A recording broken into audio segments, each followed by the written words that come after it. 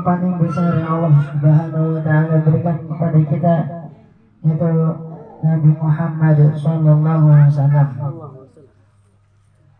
Salawat serta salam marilah kita aturkan kepada baginda agung Nabi besar Nabi Muhammad Sallallahu Alaihi Wasallam, yang mana jika kita memberikan salawat kepada Muhammad SAW, kita diberikan syafaatnya Nabi Muhammad di yaumul kiamah. Amin ya rabbal alamin. Ketahuilah bahwasanya Nabi Muhammad SAW itu orang yang alim dan giat dalam menuntut ilmu. Maka tetapi Nabi Muhammad SAW selalu berdoa kepada Allah Subhanahu wa Ta'ala agar diberikan kemudahan dan ditambahkan keilmuannya Nabi Muhammad SAW. Nabi Muhammad SAW menganjurkan kepada umatnya untuk semangat dan giat dalam belajar. Sebagaimana sabda Nabi Muhammad SAW, innamal ilmu bitta'allum. Sesungguhnya ilmu itu didapat dengan belajar. Nabi Muhammad SAW ketika ingin belajar, ingin mendapatkan ilmu yang ia tidak tahu, maka Nabi Muhammad SAW akan meminta malaikat Jibril alaihissalam untuk mengajarinya.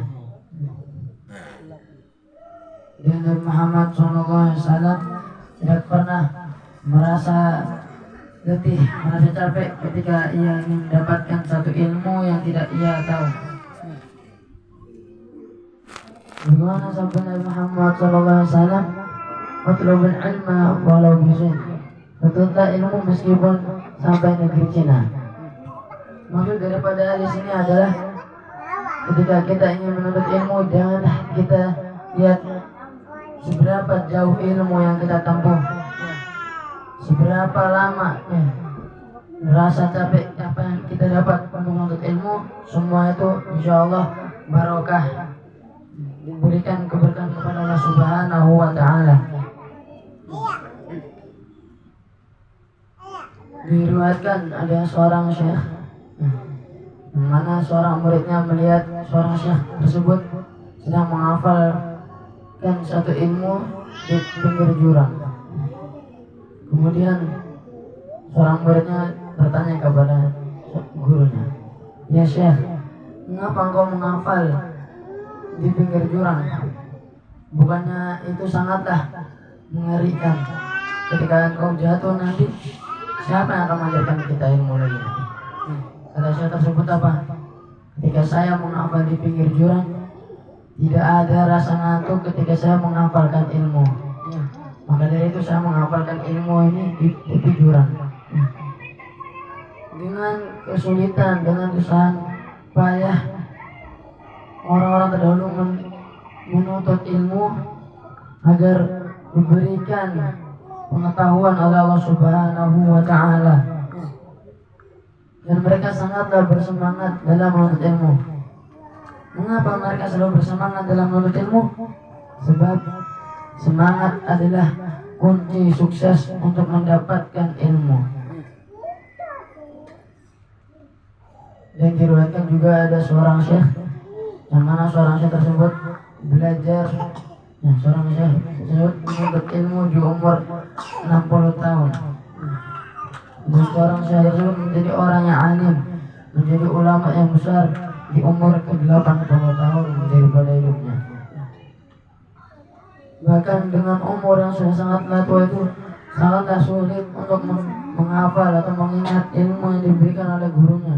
Ya, bagaimana kalam ulama, orang yang menuntut ilmu ketika masih kecil itu andaikan orang menulis di atas batu, dan orang yang menuntut ilmu di umur yang sudah tua itu bagaikan orang yang menulis di atas air. Jadi sangatlah sulit orang yang umur sudah tua untuk mendapatkan ilmu. Bagaimana sabda Nabi Muhammad SAW, "Utlubul ilma minal mahdi ilal lahdi." Carilah ilmu, tuntutlah ilmu dari bayi minal ilal lahdi sampai ke liang lahat. Wujud daripada di sini adalah Nabi Muhammad SAW memberitakan kita untuk menuntut ilmu sejak kita dari keluar dari rahim ibu, sejak dari bayi sampai kita akan menumpukan ajaran kita. Kita masih dianjurkan untuk menuntut ilmu.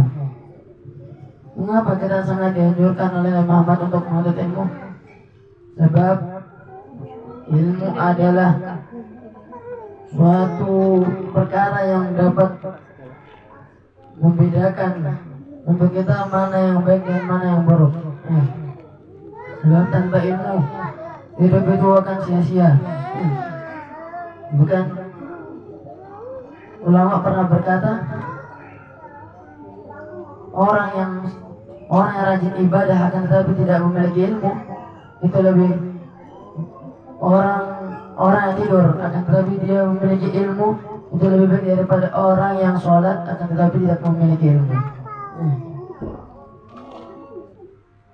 Dan banyak sekali keutamaan orang yang menuntut ilmu. Salah satunya adalah yang diriwayatkan oleh Imam Anas bin Malik radhiyallahu anhu dari Nabi Muhammad sallallahu alaihi wasallam, "Man kharaja fi talabil ilmi fa huwa fi sabilillah hatta yarji'." Barang siapa orang yang pergi, yang keluar untuk menuntut ilmu, maka dia adalah orang yang berperang di jalan Allah sampai dia kembali. Begitu besar hadiah orang yang menuntut ilmu, sampai-sampai Allah Subhanahu wa taala menjadikan orang yang menuntut ilmu sebagai orang yang berperang di jalan Allah Subhanahu wa taala. Dan orang yang menuntut ilmu itu ketika dia menuliskan ilmu yang diberikan oleh gurunya, dia menuliskan suatu ilmu yang diberikan oleh gurunya, maka tintanya itu ketika ditimbang itu lebih berat daripada darahnya orang yang mati syuhada di yaumul qiyamah. Dan ada juga satu keutamaan yang mana keutamaan ini sangatlah besar, seperti sabda Nabi Muhammad SAW, "Man salaka tariqan yaltamisu bihi ilman, salakallahu bihi tariqan ilal jannah." Siapa orang yang berjalan untuk menuntut ilmu, maka Allah akan memudahkannya berjalan menuju surga. Jadi orang yang pergi berjalan menuntut ilmu, sejauh apapun orang itu menuntut ilmu, maka Allah akan lebih memudahkannya untuk menuju surganya Allah Subhanahu wa taala. Dan masih banyak lagi keutamaan menuntut ilmu.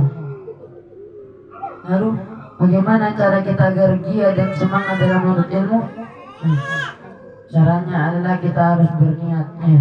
Sebab niat adalah kunci pertama agar kita bersemangat dan giat dalam menuntut ilmu.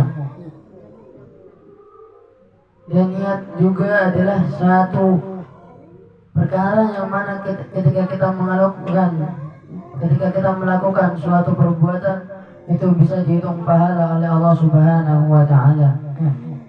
Bagaimana sabda Nabi Muhammad SAW, "Innamal a'malu binniyat wa innamal likulli imri'in ma nawa. Faman kanat hijratuhu ila Allah wa rasulih, fa hijratuhu ila Allah wa rasulih. Wa man kanat hijratuhu lidunya yusibuha aw imra'atin yankihuha, fa hijratuhu ila ma hajara ilaihi." Rawahul Bukhari wa Muslim. Hanya saja setiap amal perbuatan itu tergantung pada niatnya, dan setiap orang itu sesuai dengan apa-apa yang dia niatkan. Maka barang siapa orang yang hijrahnya atau perginya untuk mendapatkan ridha Allah dan ridha Nabi Muhammad, maka hijrahnya dan perginya akan mendapatkan ridha Allah dan ridha Nabi Muhammad. Dan barang siapa orang hijrahnya atau perginya hanya untuk dunia atau perempuan yang ingin dia nikahi, maka hijrahnya akan kembali kepada sesuatu yang dia niatkan. Maksud daripada di sini adalah ketika kita ingin beramal, kita diharuskan untuk berniat. Meskipun perbuatan kita itu perbuatan yang mubah, dan tapi jika kita niatkan untuk kebaikan, maka insya Allah perkara yang mubah tersebut akan menjadi pahala, bahkan bisa menjadi pahala wajib. Dan orang yang pergi menuntut ilmu sebab untuk mencari ridhonya Allah dan ridho Nabi Muhammad, maka insya Allah orang tersebut akan mendapatkannya. Ya. Dan orang yang pergi untuk menuntut ilmu karena ingin dipuji sama orang atau biar dilihat orang kalau orang tersebut orang yang rajin, ya, orang yang alim untuk menuntut ilmu, maka sesungguhnya dia mendapatkan kerugian yang sangat besar. Sebab dia niat menuntut ilmu bukanlah karena Allah kan, tapi karena sombong, ya. Dan sombong adalah penyakit hati yang tidak disukai oleh Allah Subhanahu wa Ta'ala. Maka dari itu marilah kita ikhlas dan niat dalam menuntut ilmu agar ilmu kita bermanfaat. Mungkin cukup sekian yang dapat saya sampaikan. Kurang saya mohon maaf. Wassalamualaikum Muhammadin wa ala alihi wasallam.